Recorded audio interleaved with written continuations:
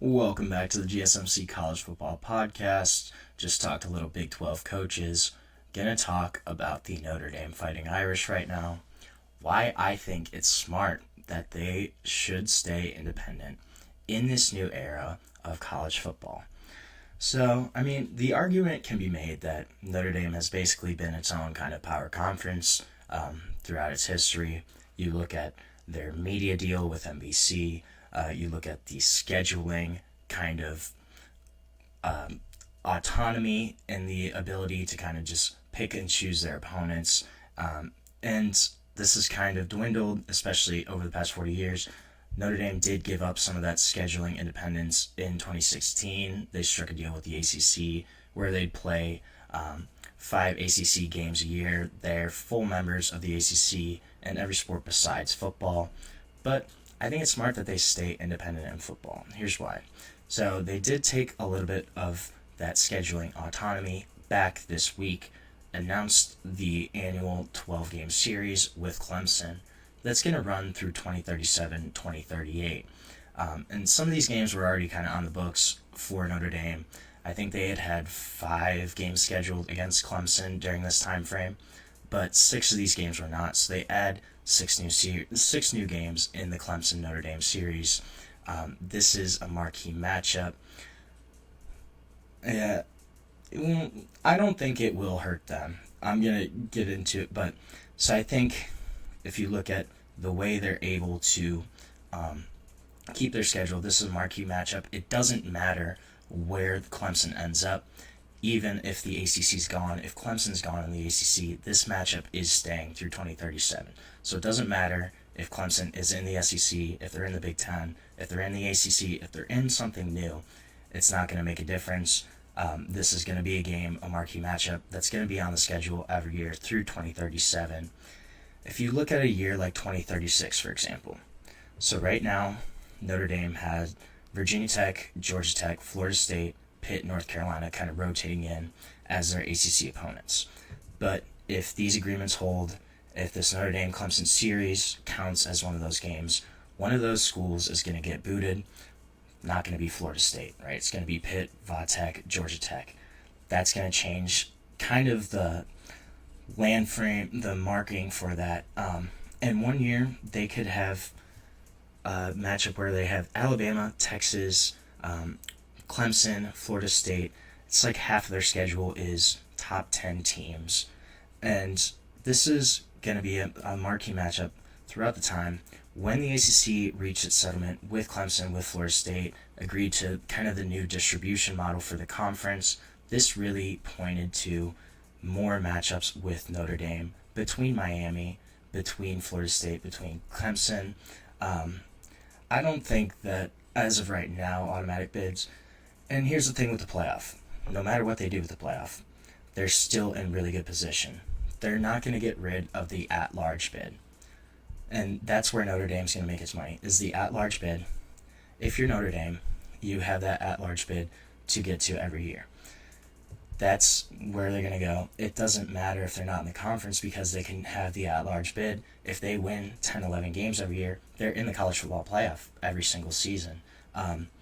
There's only been one year in the past 5 to 10 years where Notre Dame has not been in the top 14, especially if they expand to 14 teams, which is probably going to be pretty likely. In the last 10 seasons, Notre Dame has finished outside the top 14 just twice.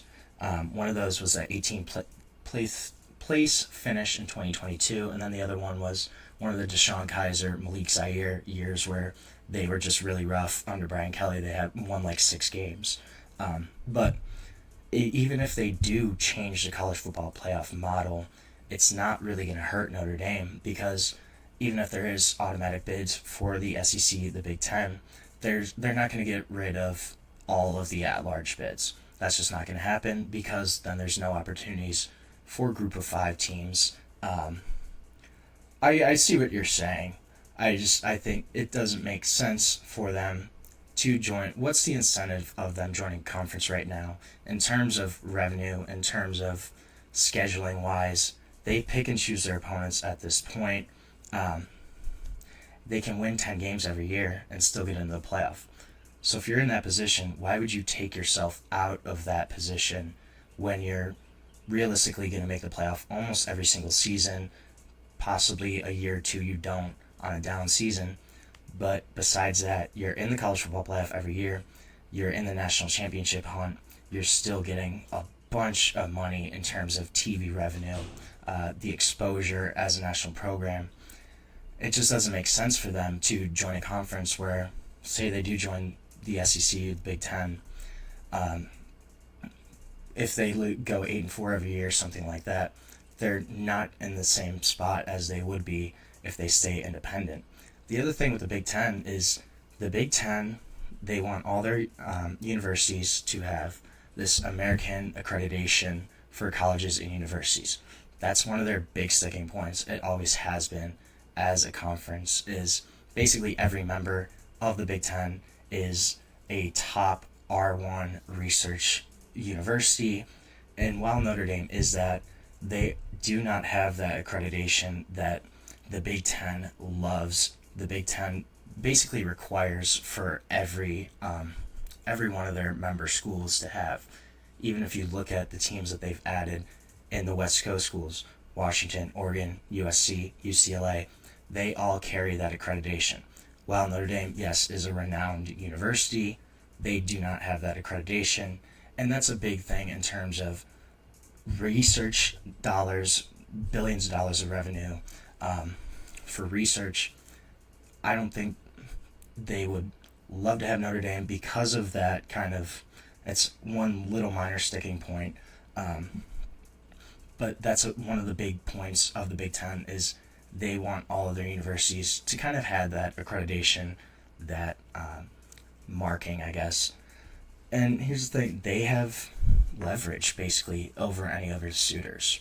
If the Big Ten or SEC wants them, they're going to have to fight for Notre Dame because Notre Dame is in a position right now, they don't really need a conference. They have the scheduling agreement with Clemson.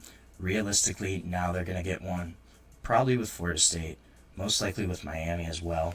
Both of those athletic directors have kind of come out and said after this Clemson deal that they want something similar.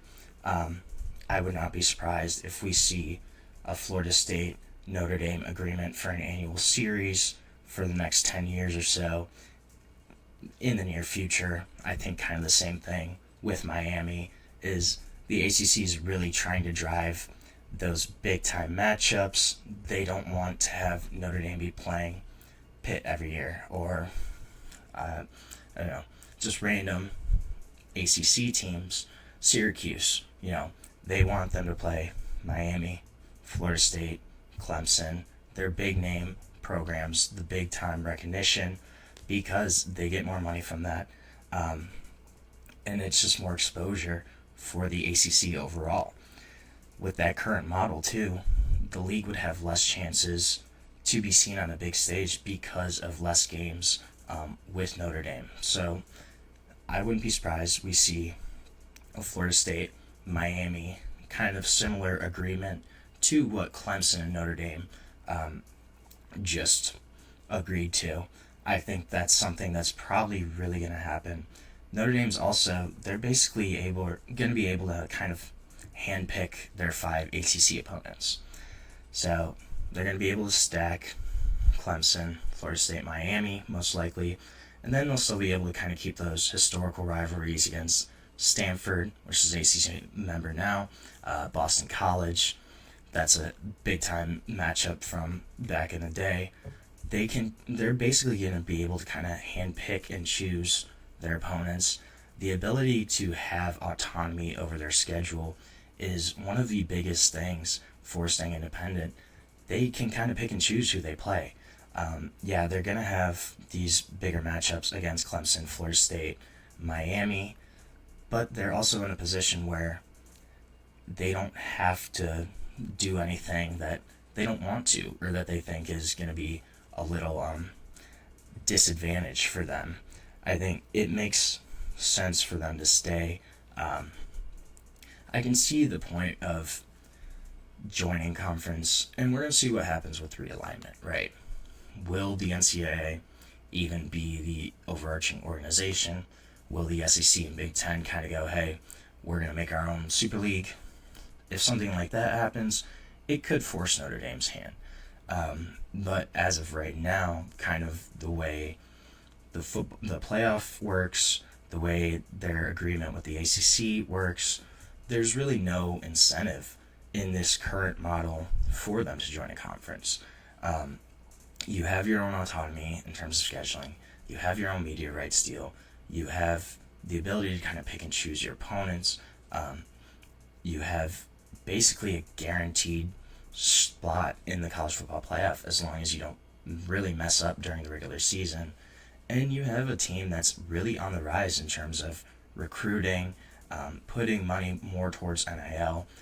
Notre Dame under Marcus Freeman has done much better recruiting-wise, getting higher caliber athletes in than they did under Brian Kelly at any point. I also think just Marcus Freeman in general is a head coach that will probably be around there for a long time, a guy that I think is continuing to grow as a head coach. Right now they have the number 2 recruiting class in the nation in 2026, and they're selling kids on this. Hey, we're independent. We have our own deal. We are in a great position. You're really not at a disadvantage of not being in a conference because we have a shot to make the playoff every single year as long as we kind of take care of business. I think that's probably the mindset from Notre Dame and what they're selling to these recruits right now.